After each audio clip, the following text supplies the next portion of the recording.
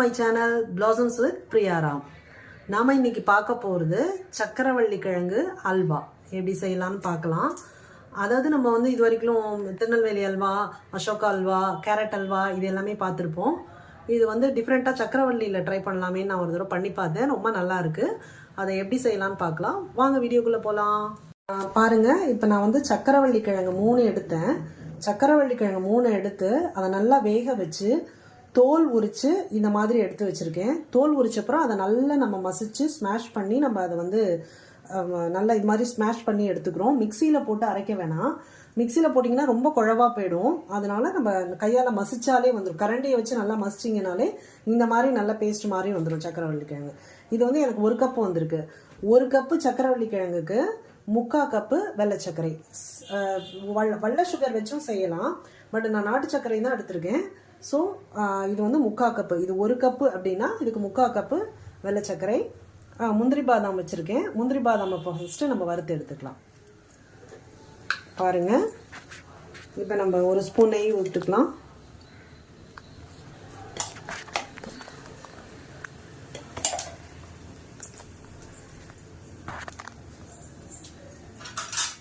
நெய் ஊற்றிட்டு அதில் இப்போ வந்து இதை பாருங்கள், முந்திரி பாதாம் ரெண்டும் நான் எடுத்திருக்கேன். உங்களுக்கு திராட்சை பழம் வேணால் போட்டுங்க, அது கொஞ்சோண்டு அந்த புளிப்பு சுவை கொடுக்கும், அதனால் நான் போடலை.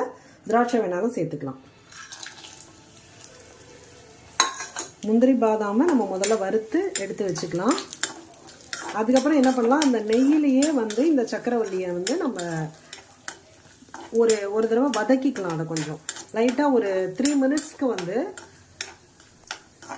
அந்த சக்கரவள்ளி கிழங்கு பேஸ்ட்டை இந்த நெய்யிலேயே கொஞ்சம் நாளை நம்ம வதக்கணும்னா வதக்கிட்டு பார்க்கலாம் எப்படின்னு.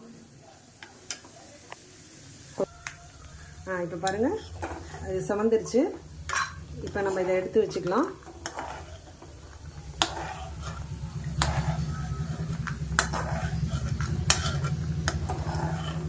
இப்போ இந்த நெய்யிலேயே நம்ம இதை சேர்க்க போகிறோம். சிம்மில் வச்சு சேருங்க.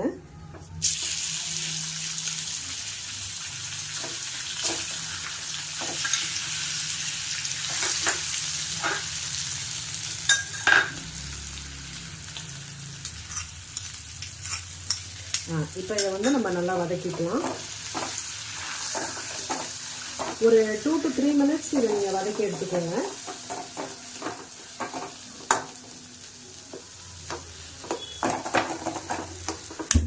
நம்ம வந்து அந்த பக்கம் சக்கரவள்ளியை வந்து வதக்கிக்கிட்டு இருக்கோம். இது வதங்கிறதுக்குள்ள நம்ம கொஞ்சம் வெல்லத்தை கரைச்சிக்கலாம். அந்த 3/4 கப்பு வெல்லத்தோட 3/4 டம்ளர் வாட்டர் சேர்த்து இந்த வெல்லத்தை நம்ம கரைச்சிக்கிறோம். இதுக்கு பாகுப்பதம் அதெல்லாம் தேவையில்லைங்க, ஜஸ்ட் வெல்லம் கரைஞ்சா போதும். வெல்லம் கரைச்சிட்டு இதை வடிகட்டி எடுத்துக்கலாம். இந்த வெல்லத்தை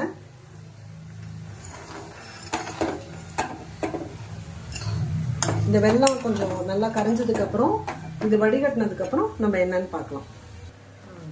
பாருங்கள், இப்போ வெல்லம் வந்து நம்ம கரைச்ச வெல்லத்தை வந்து வடிகட்டி வச்சுருக்கோம். ஏன்னா அதில் கொஞ்சம் குப்பை இருக்குமே, அதுக்காக தான் நம்ம இதை வடிகட்டுறோம். வடிகட்டி எடுத்துருக்கோம். இதை இப்போ வந்து இந்த சக்கரவள்ளி கிழங்கோட சேர்த்துடலாம். அவ்வளோதாங்க. இப்போ இதை நம்ம வந்து கொஞ்சம் கிளறிட்டே இருக்கணும். கிட்டத்தட்ட நம்ம ஒரு 10 to 15 மினிட்ஸில் ரெடி ஆகிடும். மற்ற அல்வாலாம் நம்ம ரொம்ப நாள், இப்போ வீட்டு அல்வா அதெல்லாம் வந்து நம்ம ரொம்ப நாள் கொஞ்ச நாள் கிளறிட்டே இருக்கணும் இல்லையா. இது வந்து 10 to 15 மினிட்ஸ் இது நல்லா கரையிற அளவுக்கு நம்ம கிளறிட்டே இருந்தால் வந்து அல்வா வந்துடுது. பிகினர்ஸ் கூட இதை வந்து கண்டிப்பாக ட்ரை பண்ணலாம், ஈஸியாக இருக்குது.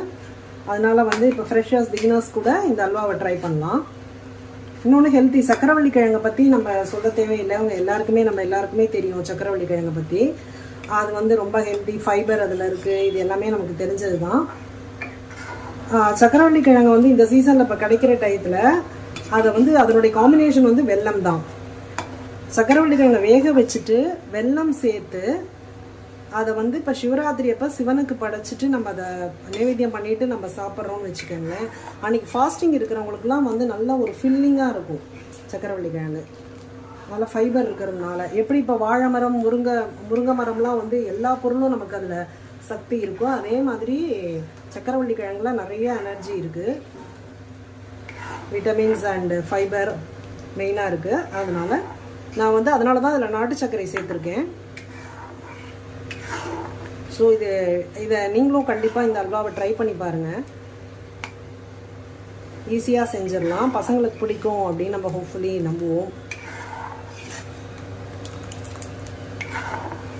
இதே மாதிரி ஒரு 10 to 15 minutes நம்ம கிளறணுங்க. இதை கொஞ்சம் கெட்டி வரட்டும். கெட்டி பதம் வர வர நம்ம வந்து நெய் சேர்த்துக்கணும். கொஞ்சம் கெட்டியாகும் போது நம்ம இதில் கொஞ்சம் கொஞ்சமாக நெய் சேர்க்க ஆரம்பிக்கலாம். கொஞ்சம் கொதிக்கட்டும்.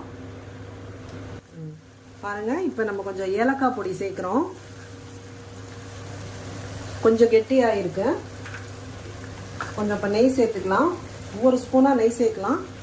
ரொம்பலாம் அல்வா மாதிரி நெய் ஆகாது, பட் அப்பப்போ கொஞ்சம் நம்ம நெய் சேர்த்து கிளறும் போது தான் நல்லா அந்த பதம், கிட்டத்தட்ட அல்வா பதம் நமக்கு கிடைக்கும். ஒரு 10 to 15 minutes நம்ம வந்து கிளறிக்கிட்டே தான் இருக்கணும். அல்வானாலே அப்படி தான் இல்லையா, எப்படியும் நம்ம கைவிடாமல் கிளறிக்கிட்டே தான் இருக்கணும். பாருங்கள், இப்படி பிரிஞ்சு வர வர நம்ம நெய் சேர்த்துக்கலாம்.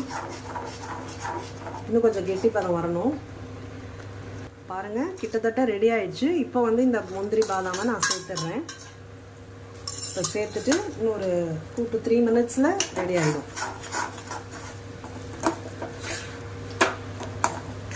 அந்த இல்பச்சட்டியில் வந்து ஒட்டாமல் அப்படி ஒட்டா அப்படி வரணும் நமக்கு, அதான் பதம். இன்னும் 2 to 3 minutes நமக்கு இந்த அல்வா ரெடி ஆகிடும். கண்டிப்பாக நீங்கள் ட்ரை பண்ணி பாருங்கள். இன்னும் கொஞ்சம் கொதிக்கட்டும்.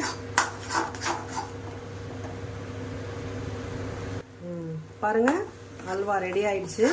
இங்கே பாருங்கள், இதுதான் பதம். இப்போ நம்ம எடுக்கும்போது இங்கே பாருங்கள், அதில் ஒட்டாமல் வர அளவுக்கு அது வந்துடுச்சு அப்படின்னா அதுதான் அந்த பதம்.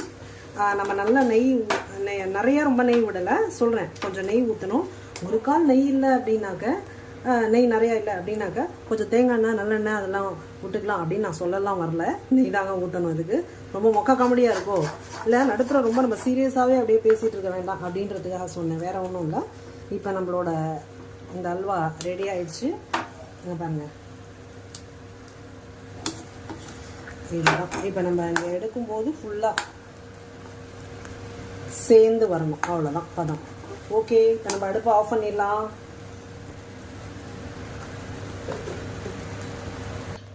பாருங்கள், நம்மளோட சக்கரவள்ளி கிழங்கு அல்வா ரெடி ஆயிடுச்சு. நல்லாவே வந்திருக்குங்க. நாங்கள் எல்லோரும் டேஸ்ட் பண்ணுறோம். நீங்களும் கண்டிப்பாக இதே மாதிரி ட்ரை பண்ணி பாருங்கள்.